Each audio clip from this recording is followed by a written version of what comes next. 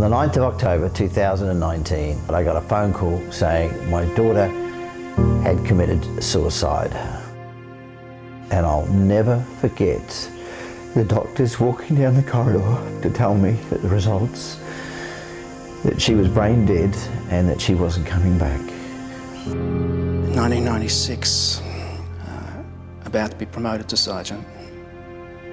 Pretty confident. Everything was on the up. Just the way I thought it should be. It happened in the tourist town of Port Arthur.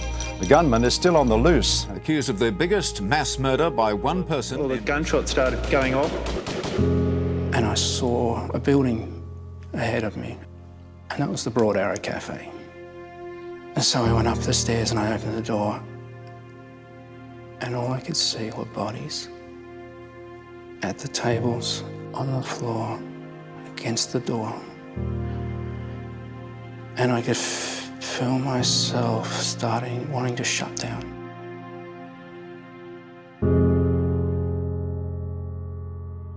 I stabbed myself in the neck and the wrist, and I just wanted the pain to stop.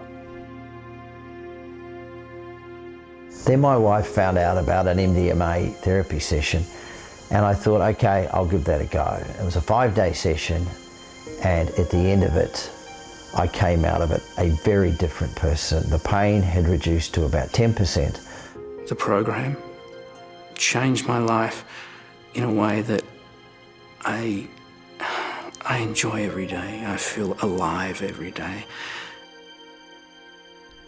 After those 3 MDMA sessions, I haven't had a nightmare about the war since.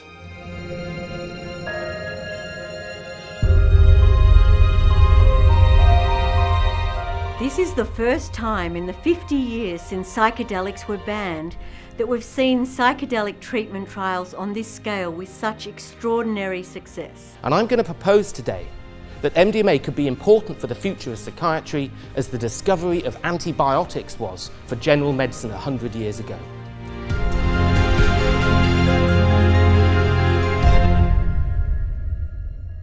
I'm 42 years old, and every single year that I've been alive, depression and anxiety have increased across almost the entire Western world.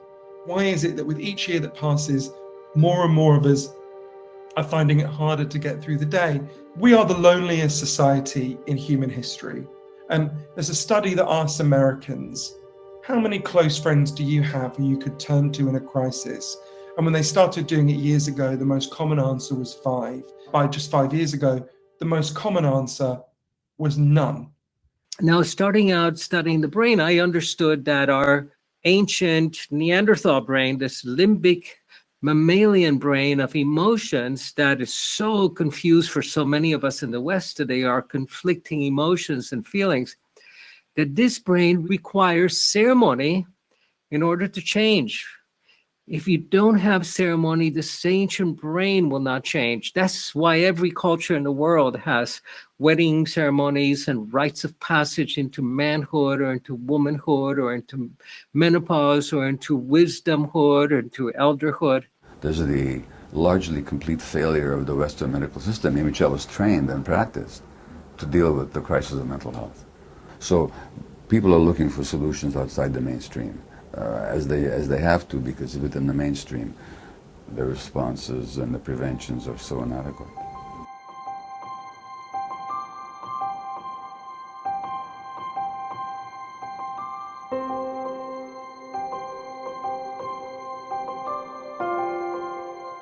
The COVID pandemic has made our mental illness epidemic so much worse. There are 4-year-olds on antidepressants, and the cries for help are just getting louder and louder. Yet it's the fundamental right of every human being to live happy lives without mental illness.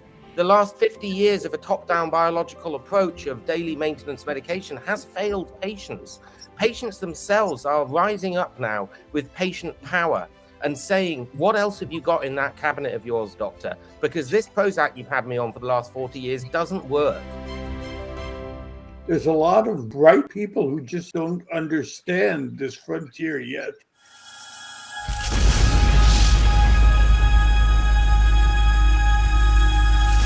Now, there's a group of disorders called the anxiety disorders, and one of the most important is what we call post-traumatic stress disorder, or PTSD.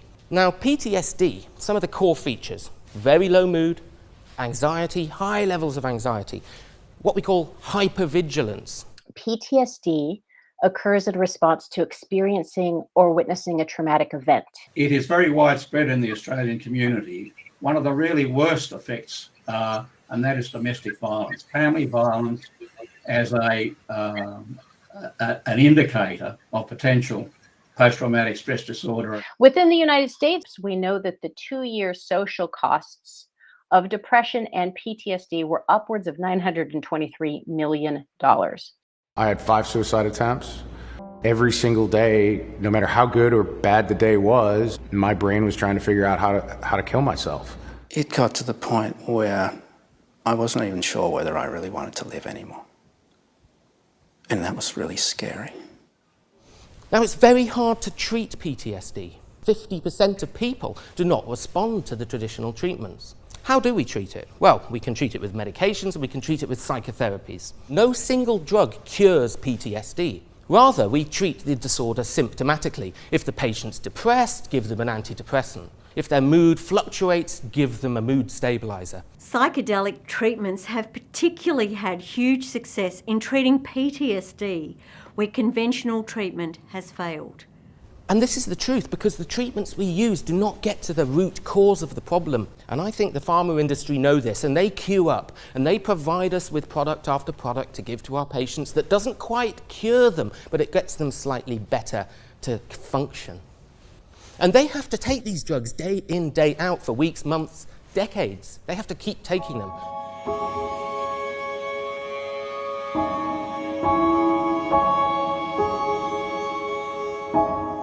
The last thing I thought I'd ever be doing. There's a whole package that works in tandem. The patient is in a controlled, safe environment where the pure lab-made MDMA is administered. The attending psychologists guide the patients through the 3 6 to 8 hour sessions combined with a short course of psychotherapy. They're really curated experiences, and we ask them to lay on a couch for the duration of the session. We encourage them to use blindfolds. We have them listen to a program of music. The challenge is to just let go and surrender to the process, and we're here for you. Trust the medicine. About the 40-minute mark, it kicked in. You know, I still remember going into that session and I had no idea what was ahead. But boy, did I soon realize how beautiful it was. I was lying there and it was like Freya just turned up and said, "Hey, Dad." And it was like we talked and we talked for a day. And it was like I went in there really, really angry and I came out over the moon. The connection that I had with Freya just completely changed me.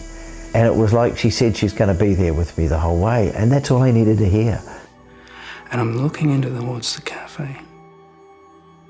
And what I remember of how horrific it was this time, there were like translucent images of those people stepping up and out of their bodies, all very relaxed and calm, and they started to walk away through the walls, and it kind of looked peaceful. And then there was an older couple walking through the wall towards me, and the elderly gentleman, he nodded. You can go now. And I just felt the weight of all those years just pour out of me.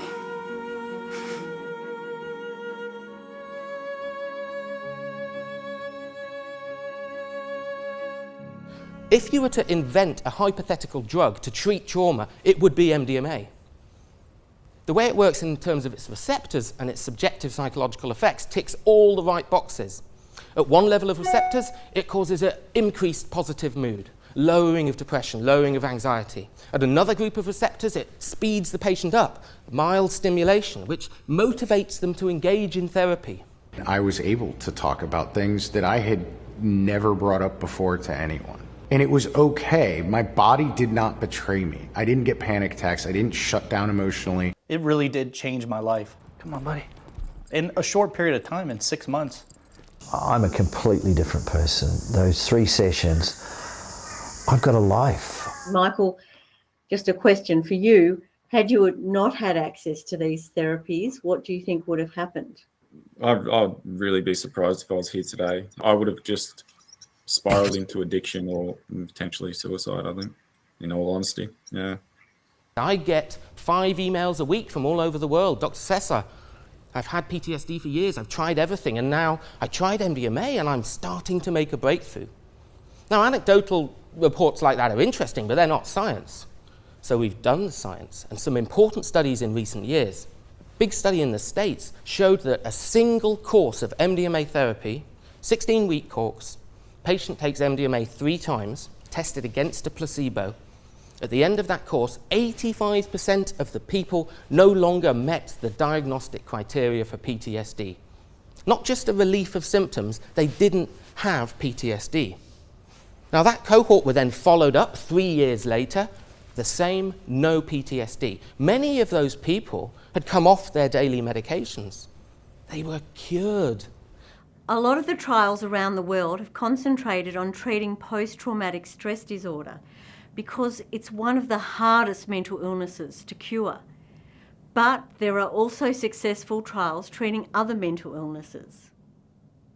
Addictions, dementia, eating disorders, obsessive-compulsive disorder, and depressed, terminally ill patients. There are also many trials now taking place in Australia, and their extraordinary success and results are turning the heads of Australia's health leaders, politicians, and leading experts. If you believe that avoidable suffering ought to be curbed, that there's an ethical obligation to do it. Trial looking at suicidality, and they're about to go into another trial looking at post-traumatic stress disorder. In March, the government announced $15 million in research grants to do further local clinical trials, which are presenting drastically better outcomes than traditional approaches. The results are quite remarkable. I mean, you've got 87% of people have clear and noticeable difference from treatment. These are people that have proven to be very difficult to treat already. Yeah. So it adds to the impressive outcome.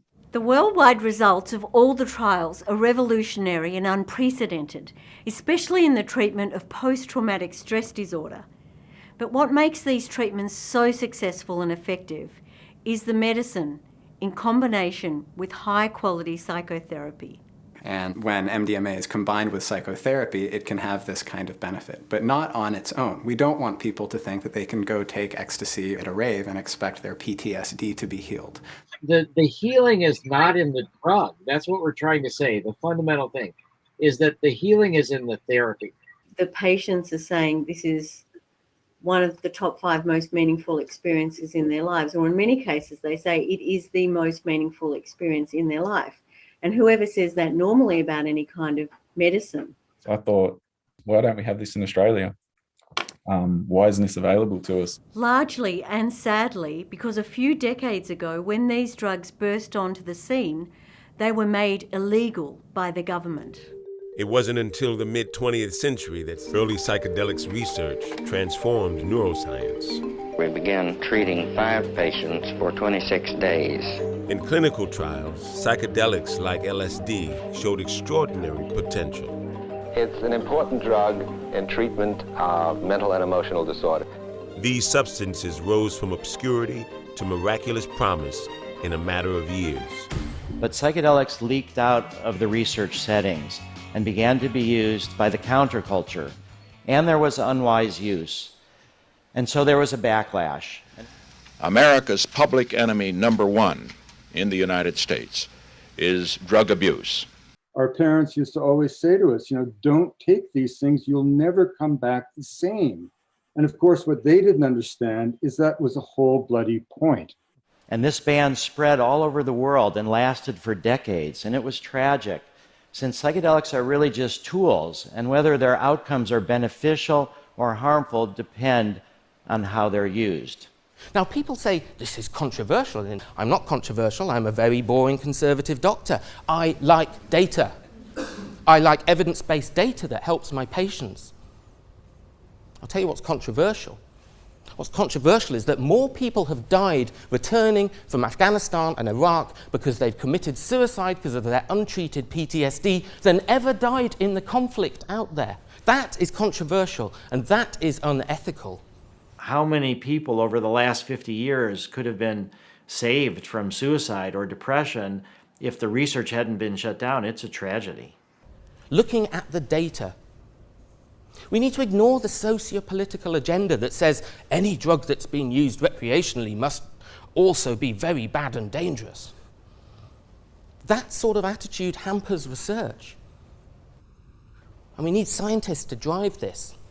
Indeed, after 40 years of MDMA research, there has not been a single serious adverse drug reaction, not one, and certainly no deaths. And in indigenous societies, for thousands of years, they have used these substances with no evidence of toxicity, let alone addiction, let alone anything resembling what we would describe as being a quote-unquote drug problem. Now, half a century after the ban, we're in the midst of a global renaissance of psychedelic research. This treatment's the reason that my son has a father instead of a folded flag. And it's been 2 years now, and I have loved every day of my life since then. I'd been trapped in this like mental illness, and then all of a sudden it was just lifted. I went, oh, that's right. I'd lost this person, and then all of a sudden I had him back. This is fundamentally important. I'm not burying my past, and I'm not ignoring it. It's right there, but I'm okay with it.